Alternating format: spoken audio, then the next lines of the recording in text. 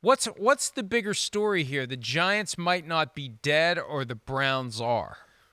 I guess the Browns story is probably bigger because I don't think anybody expected anything from the Giants. The Browns went to the playoffs without their $50 million a year quarterback last year. So you go, well, they should go to the playoffs and be better with the $50 million quarterback. Oh, no, they're actually worse on offense. I mean, they can't run.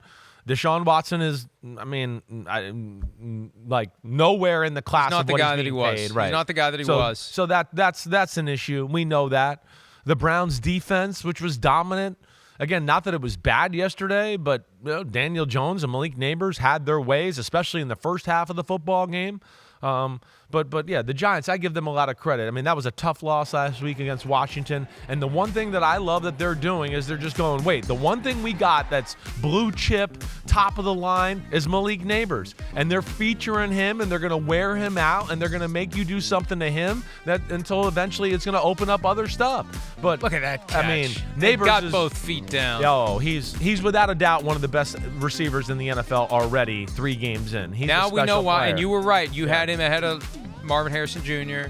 Teams trying to trade up to get him. Right. Vikings wanted to go up with the Chargers. People think that's crazy talk. You see, it's not crazy talk. You get him for 4 years at $29 million. Ooh. When guys are commanding more than $30 million a year.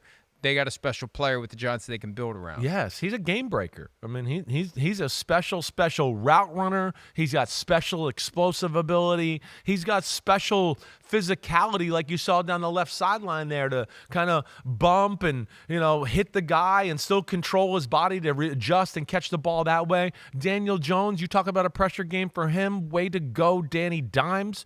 The Giants at least can protect to a degree and at least can run to a degree. And I think that's at least the positives here going forward. And we know they got the Cowboys this week, who are not exactly the 85 Bears on defense, so we'll see where it goes. That game got far more interesting. Oh, yeah. I'm Cowboys, going, too. Giants. It got far more interesting. Yep. Based on yesterday's games. It definitely did. And then I think the other thing you look at with the Giants, and we hit on Neighbors and Daniel Jones, is, hey, Dexter Lawrence is like one of the best defensive players in the NFL. We got to start giving him that kind of phrase. He is everywhere in every game. And then when you couple that with the way Brian Burns and Thibodeau and everybody looked yesterday, they whooped the crap out of that Cleveland Browns offensive line. They were all over Watson, and Cleveland can't run the ball right now. And they can't run the ball without no Nick Chubb, and they haven't been able to get it going. And I got concerns with that Cleveland offense. They've got a couple of games where they can try to get right. They go to Las Vegas to play the Raiders. Yep. They play the Commanders on the road, and they better get wins in both of those games, because after that, it's at the Eagles, Bengals. They've done well against Joe Burrow and the Bengals, but still, it's the Bengals. The Ravens after that, and then the Chargers before they have their bye week. So the Browns had better get right now. Yeah. Or it's going to be a long season for Cleveland. It could be. And their defense, again, is shown here that teams have figured out Schwartz a little bit. They're very prepared for all the blitzes and things he does. And you saw the Giants yesterday with some long drives and just going, hey, we're not going to take chances. We'll just take 5 here, 6 here, 5 here, 6 here.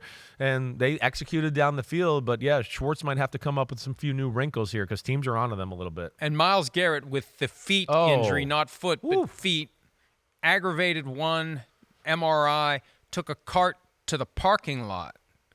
Couldn't even walk out of the stadium. Not a good sign. Might need surgery on both of those feet, and we'll see how that all plays out. But that makes it even harder for that defense. He's the heart and soul of the defense. Yeah. And if he's not available, they got a real When problem. you take into account the Giants fumbled the opening kickoff, and on the first play of the game was Amari Cooper touchdown, you went, oh, my gosh, the Giants are cursed. The game's over. The way they battled back and then kind of control the game, really, for the most part, from there on out, that was impressive. Good for Brian Daboll.